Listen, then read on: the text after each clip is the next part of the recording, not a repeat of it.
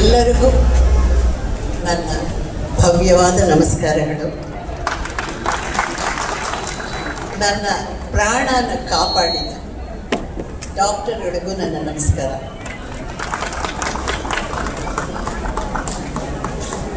ಇಪ್ಪತ್ತ್ಮೂರನೇ ಇಸವಿನಲ್ಲಿ ನನಗೂ ಸ್ಟ್ರೋಕ್ ಬಂದಿತ್ತು. ಆಗ ಇಮ್ಮಿಡಿಯೇಟ್ ಆಗಿ ನಾನು ಇಲ್ಲಿ ಅಪೋಲೋ ಹಾಸ್ಪಿಟ್ಲಿಗೆ ಬಂದಿದ್ದರಿಂದ, ಇಲ್ಲಿ ಇವರು ನನ್ನನ್ನು ಕಾಪಾಡಿದ್ದರಿಂದ ಇವತ್ತು ಇಷ್ಟು ಕೊಪ್ಪಿನಿಂದ ಇಲ್ಲಿ ನಿಂತ್ಕೊಂಡು ನಿಮ್ಮ ಜೊತೆಯಲ್ಲಿ ಮಾತಾಡ್ತಾ ಇದ್ದೀನಿ. ಇದಕ್ಕೆ ಕಾರಣ ಪ್ರಾಣ ಉಳಿದಿತ್ತು. ಈ ಅವೇರ್ನೆಸ್ ಎಲ್ಲರಿಗೂ ಬರಬೇಕು. ನನಗೆ ಈ ಇನ್ಸಿಡೆಂಟ್ ಆದಮೇಲೆ ಈ ಅವೇರ್ನೆಸ್ ಬಂತು.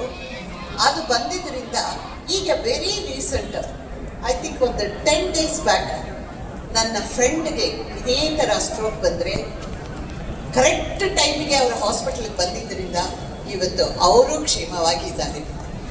ಅದು ಏನಂದರೆ ಆ ಟೈಮಿಗೆ ನಾವಲ್ಲಿ ಹೋಗಬೇಕು ಅನ್ನೋದು, ನಾವು ನಮ್ಮ ಪಕ್ಕದಲ್ಲಿರೋರಿಗೆ, ಅಕ್ಕಪಕ್ಕದಲ್ಲಿರೋರಿಗೆ ಯಾವಾಗಲೂ ಇದನ್ನು ಹೇಳ್ತಾ ಇರಬೇಕು.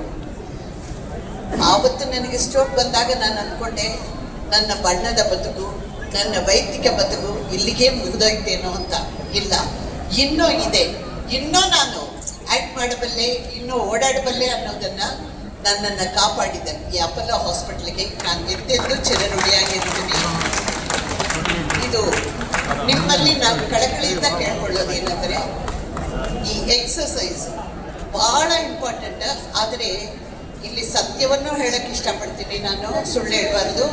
ಇತ್ತೀಚೆಗೆ ನಾನು ಎಕ್ಸಸೈಸ್ ಮಾಡೋದನ್ನು ಬಿಟ್ಟುಬಿಟ್ಟಿದ್ದೀನಿ. ಈ ಕಾರ್ಯಕ್ರಮಕ್ಕೆ ಬಂದ ಮೇಲೆ ಈಗ ಮತ್ತೆ ನನಗೆ ಅರಿವಾಗಿದೆ, ಅವೇರ್ನೆಸ್ ಬಂದಿದೆ. ಇನ್ನು ಮುಂದೆ ಅದನ್ನು ನಾನು ಕಂಟಿನ್ಯೂ ಮಾಡ್ಕೊಂಡು ಹೋಗ್ತೀನಿ. ದಯವಿಟ್ಟು ಈ ಒಂದು ಕಾರ್ಯಕ್ರಮ ಇಲ್ಲಿಗೆ ನಾವು ಬಂದ್ವಿ, ನೋಡ್ತೀವಿ, ಹೋಗಿದ್ದೀವಿ ಅಂತ ಆಗಬಾರ್ದು. ಎಲ್ಲೆಲ್ಲಿ ಪೇಷಂಟ್ಸ್ ಇದ್ರೂ ಸರಿ, ಅವರಲ್ಲಿ ಒಂದು ಈ ವಿಷಯದ ಬಗ್ಗೆ ನಾವು ವಿವರವಾಗಿ ಅವ್ರಿಗೆ ಮಾತಾಡಿ ಅವ್ರನ್ನ ಕರೆಕ್ಟ್ ಟೈಮಿಗೆ ಹಾಸ್ಪಿಟ್ಲಿಗೆ ಕಳಿಸ್ಬೇಕಾಗಿರೋದು ನಮ್ಮ ಕರ್ತವ್ಯ ಅನ್ನೋದನ್ನು ನಾವು ತಿಳ್ಕೋಬೇಕು. ನಮಸ್ಕಾರ.